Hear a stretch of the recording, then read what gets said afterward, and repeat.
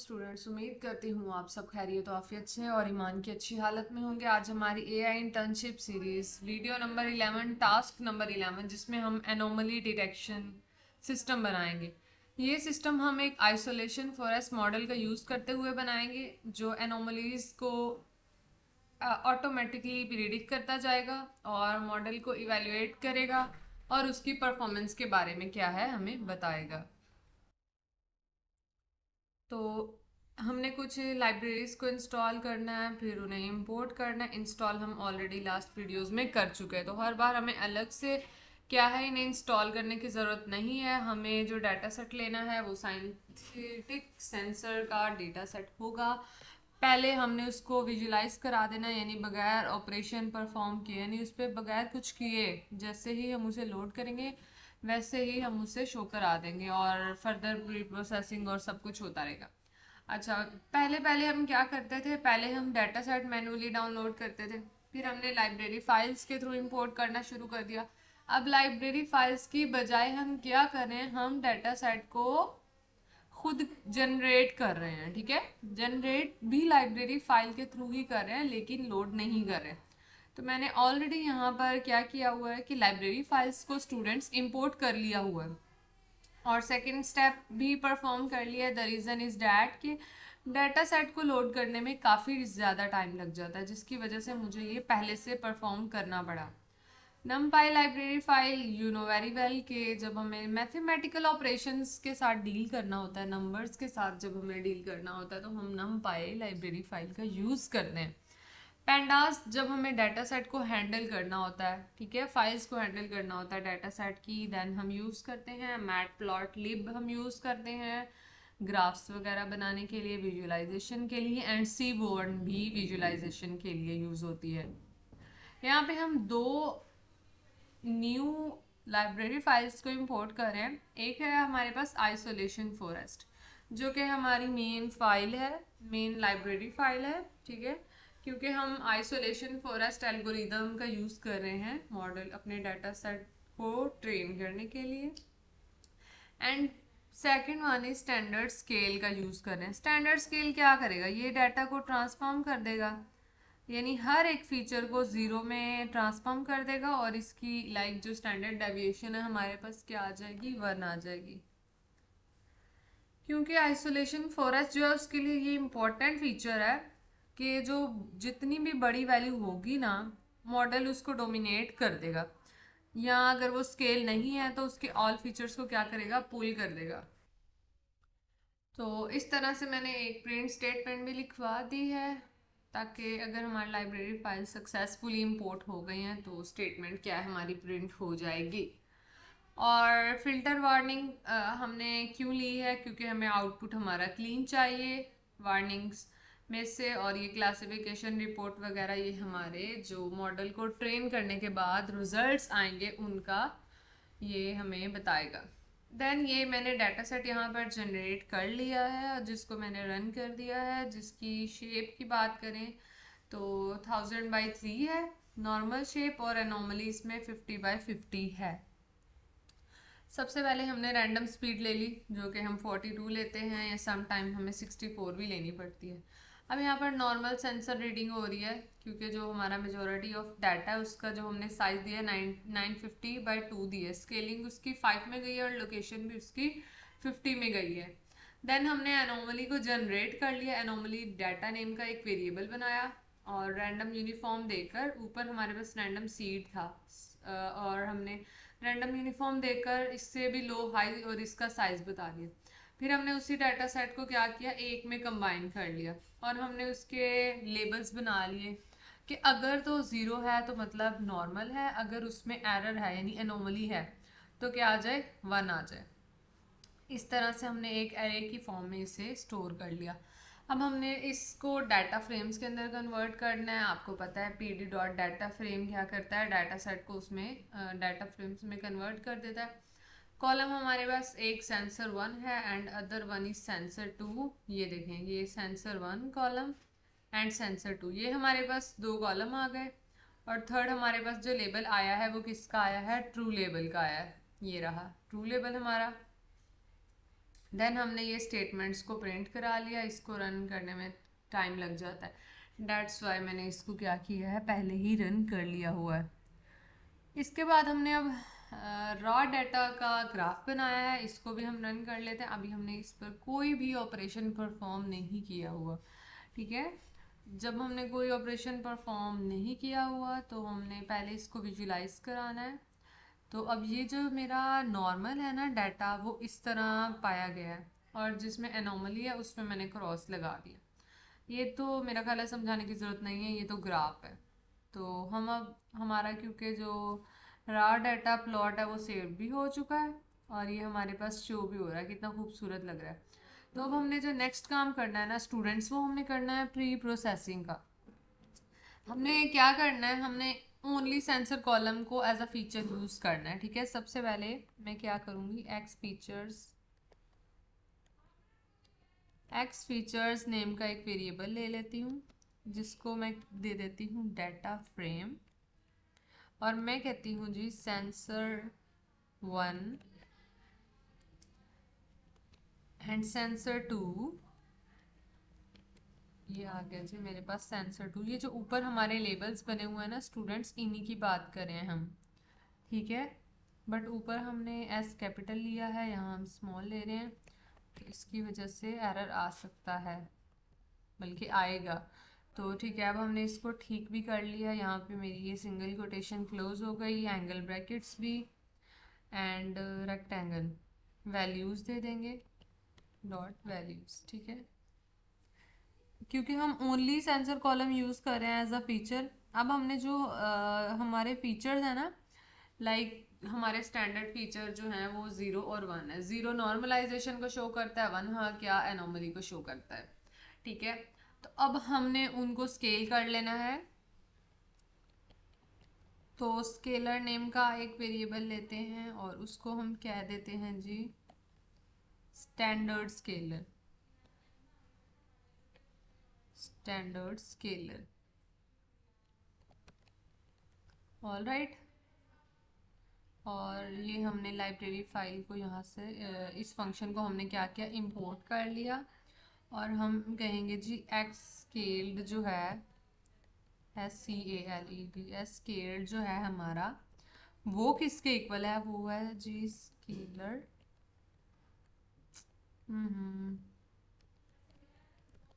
Dot fit transform,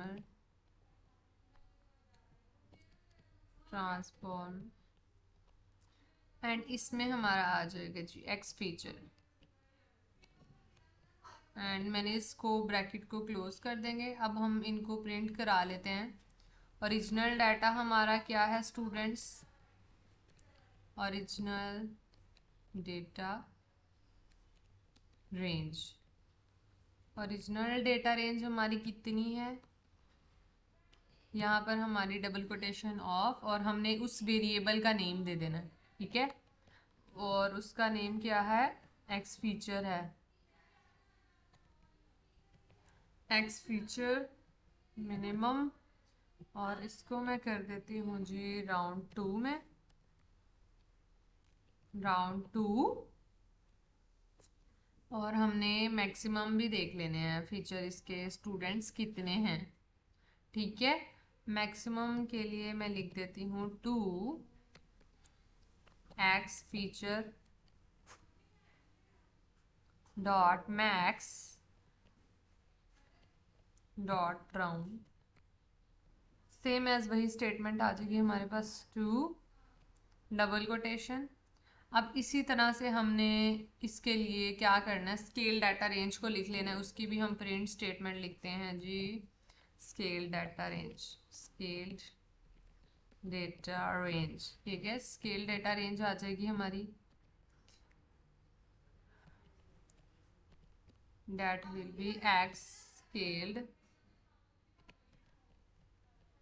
dot minimum, here we will close the bracket, and इसको भी हम round 2 कर देते हैं।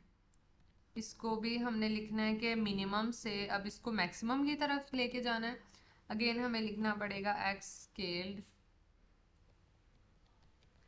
ठीक है, एक्स स्केल डॉट मैक्स आ जाएगा। और यहाँ पर हमारी डबल ब्रैकेट्स आ जाएंगी, ओपन ब्रैकेट भी और क्लोज ब्रैकेट भी। यहाँ भी हमने राउंड 2 लिख लेना है और ये हमारी ब्रैकेट क्लोज। थर्ड वन जो हमने स्टेटमेंट लिखनी है वो हम लिख देते हैं कि हमारी प्री प्रोसेसिंग क्या है जी, कंप्लीट हो गई है। तो मैं कर देती हूँ प्री प्रोसेसिंग कंप्लीटेड, ओके। और ये मेरी ब्रैकेट क्लोज, इसको हम by pressing shift plus enter इसको रन कर लेते हैं। एक्स फीचर में इसने क्या मिस्टेक दी है हमें, sensor to values X feature is not defined, let me check.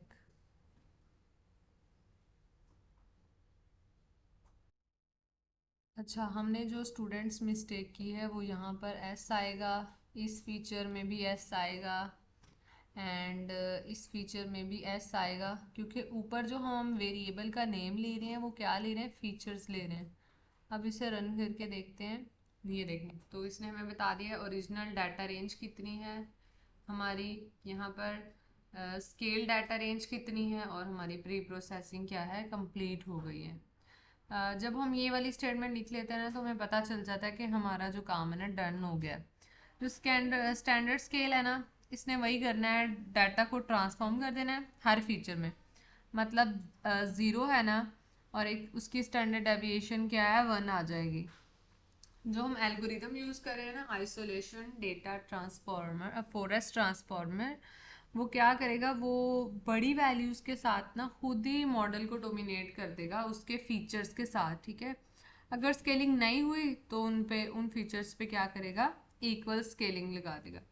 ये करने के बाद हमने अपने जो मॉडल है ना आइसोलेशन फॉरेस्ट मॉडल, उसको ट्रेन करना है।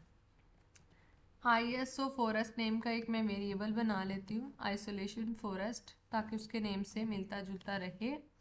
और इसमें हम दे देंगे जी आइसोलेशन फॉरेस्ट, आइसोलेशन फॉरेस्ट, और उसमें एन एस्टीमेटर मैंने दे देना है 100 का। लास्ट टाइम आई थिंक हमने 50 का दिया था, 100 का आ जाएगा। ये एस्टिमेटर क्या होता है, ऑप्टिमाइज़र हम लेते थे एस्टिमेटर में, वो एडम्स का लेते थे हम लास्ट वीडियो में भी। ये नंबर ऑफ ट्रीज को बताता है, ठीक है। लाइक जो हमारी हिरार्की होगी ना उसके अंदर जो नंबर ऑफ ट्रीज होंगे उसको बताएगा। और मैं कंटेमिनेशन लूँगी, कंटेमिनेशन मैं ले लेती हूँ जी 0.05 की ले लेती हूँ, ठीक है।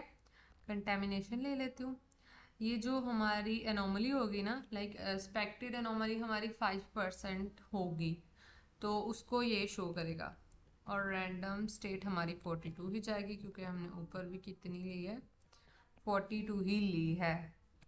और यहाँ पर हमारी ब्रैकेट क्लोज हो जाएंगी एंड अब हमें आइसो फॉरेस्ट फंक्शन जो हमने सॉरी वेरिएबल बनाया है, बल्कि फंक्शन बनाया है, उसको कॉल कर लेंगे।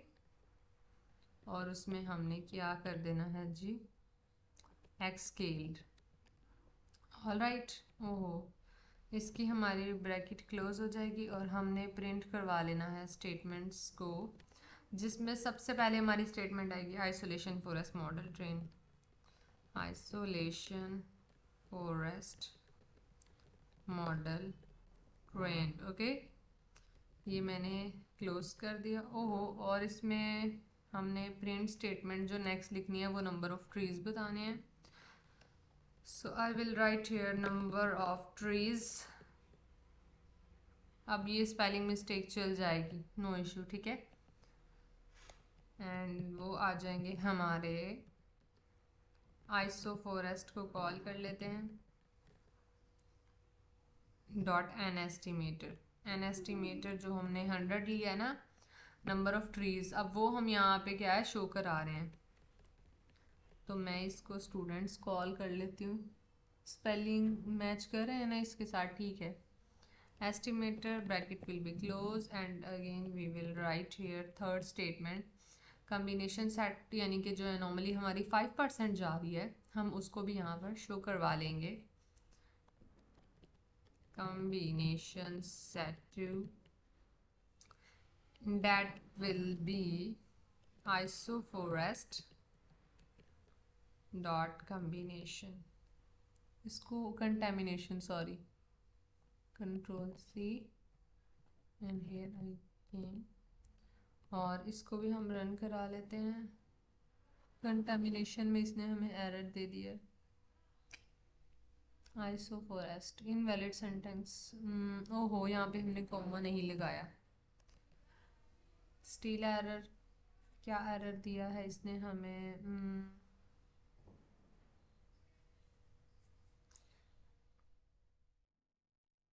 ठीक है, ये हमने यहाँ पे फॉरेस्ट की स्पेलिंग गलत लिख दी है, FOREST, REST। अब रन करते हैं। आइसोलेशन फॉरेस्ट, ठीक है। आइसोफोरेस्ट, ये भी ठीक है। ISOFOREST। Let me check guys, ये हमारी यहाँ पे एक ही मिस्टेक थी, ठीक है। तो इस तरह से क्या हो गया हमारा, ये आइसोलेशन फॉरेस्ट मॉडल ट्रेन हो गया। नंबर ऑफ ट्रीज उसमें 100 और कॉम्बिनेशन सेट हमारा 0.05 मीन 5% चला गया।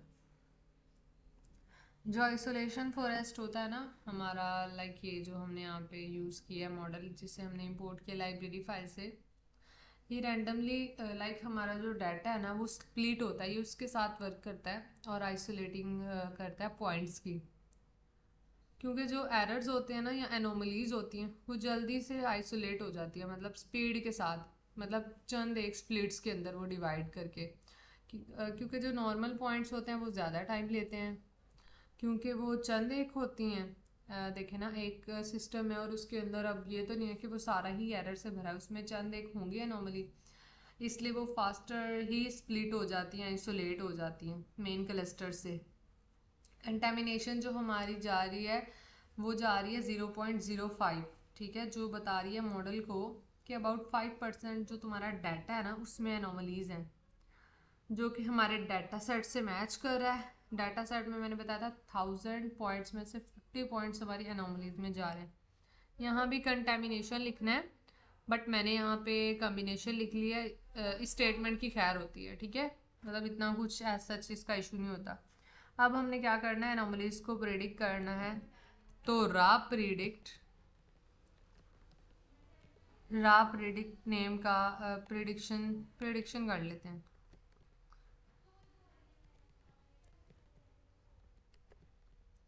रा प्रेडिक्शंस नेम का एक वेरिएबल लिया, उसको हमने क्या किया, आइसोफोरेस्ट पास कर दिया, जो कि प्रेडिक्ट करेगा एक्स स्केल्ड को,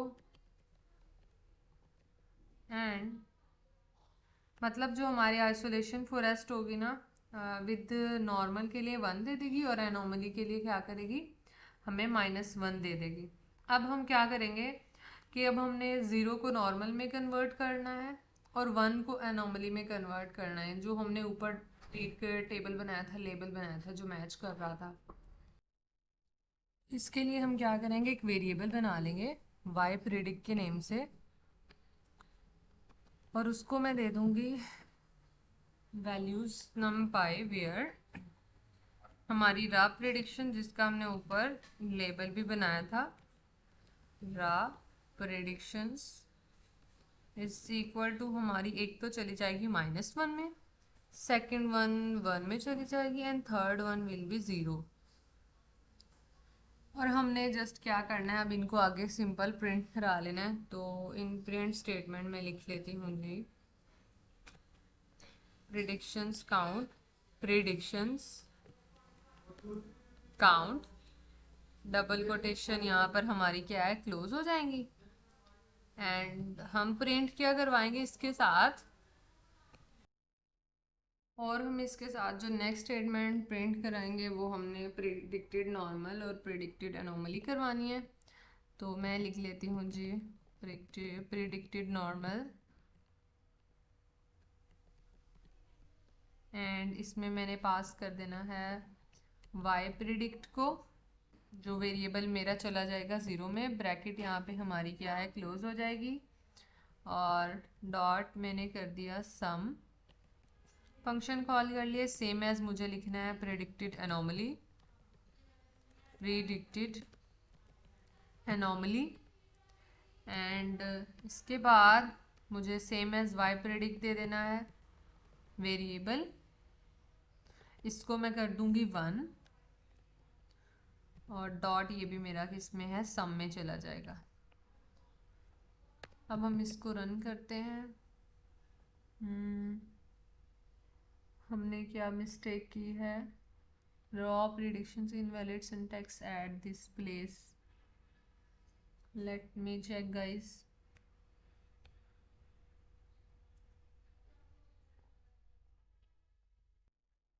अब इसे रन करते हैं क्योंकि जो हमने अगेन एक मिस्टेक की है, ये हमारा एक स्केल के स्पेलिंग में मिस्टेक थी जिसकी वजह से एरर आ रहा था। ठीक है, प्रिडिक्शन काउंट आ गए हमारे नॉर्मल 950 हैं और जो हमारी प्रिडिक्टेड एनोमली है वो 50 है, क्योंकि जो 1 इंडिकेट कर रहा है वो हमारा नॉर्मल पॉइंट के लिए एंड -1 हमारा किसके लिए, एनोमलीज के लिए। तो हमने -1 को 1 में कन्वर्ट करना है ताकि जो हमारी प्रिडिक्शन है वो ट्रू लेबल जो हमने ऊपर फॉर्मेटिंग की थी 0 for normal and 1 for anomaly उसके साथ मैच कर दे, ताकि स्टैंडर्ड जो स्केट-लर्न मैट्रिक्स है ना उसे इवेल्युएट करने में आसानी हो। अब नेक्स्ट हमने क्या करना है, मॉडल इवेल्युएट करना है। अगेन हमें राइट करनी पड़ेगी प्रिंट स्टेटमेंट। इसको हम मल्टीप्लाई करवा रहे हैं किसके साथ, 55 के साथ। Bracket will be close and इधर एक प्रिंट स्टेटमेंट जाएगी anomaly detection, anomaly detection evaluation, and ये भी मेरी यहाँ पर ब्रैकेट क्लोज हो जाएगी and third one will be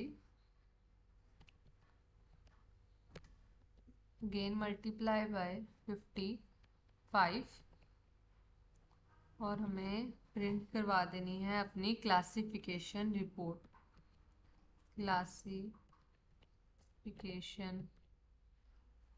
report,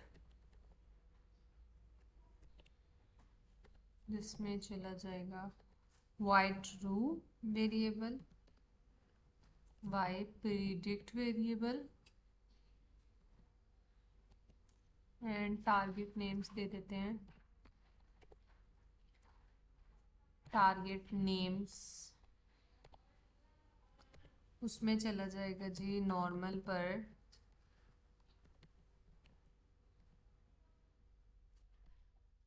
और जाएगा anomaly.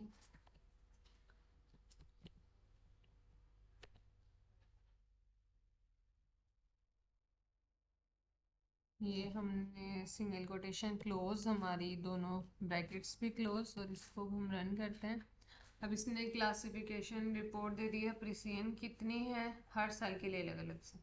Recall function F1 score means in दोनों का डिफरेंस, और हमें सपोर्ट इसने दे दी है।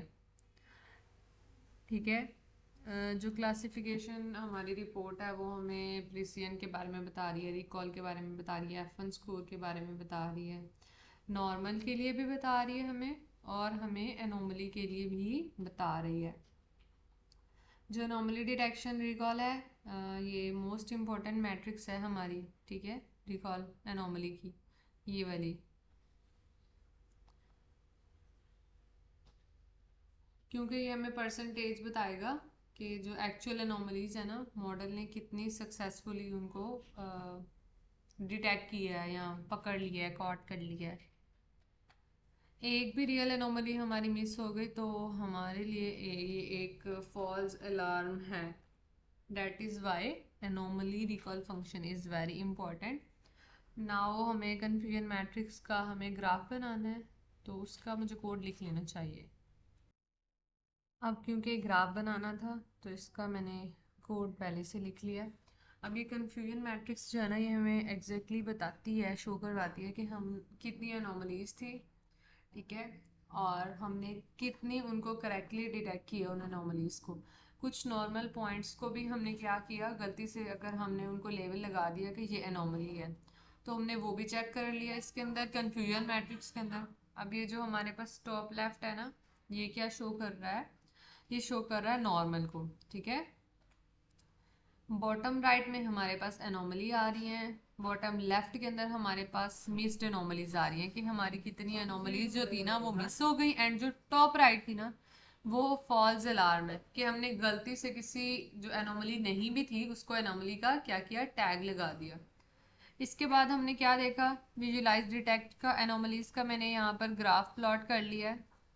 ये देखें, ऊपर हमने रॉ का प्लॉट किया था, अब आप इसमें खुद डिफरेंस देखेंगे। और यहाँ पर मैंने किसका ग्राफ ड्रॉ कर लिया जी, एनोमली डिटेक्शन के रिजल्ट्स का। ये फाल्स अलार्म बता रही है, मिस्ड एनोमली, और अब यहाँ नहीं है तो ये नहीं बताएगा, यहाँ पर शो नहीं कराएगा। अब हम इसको रन कर लेते हैं। डिटेक्टेड एनोमलीज हमारी क्या है, डिटेक्ट हो गई है।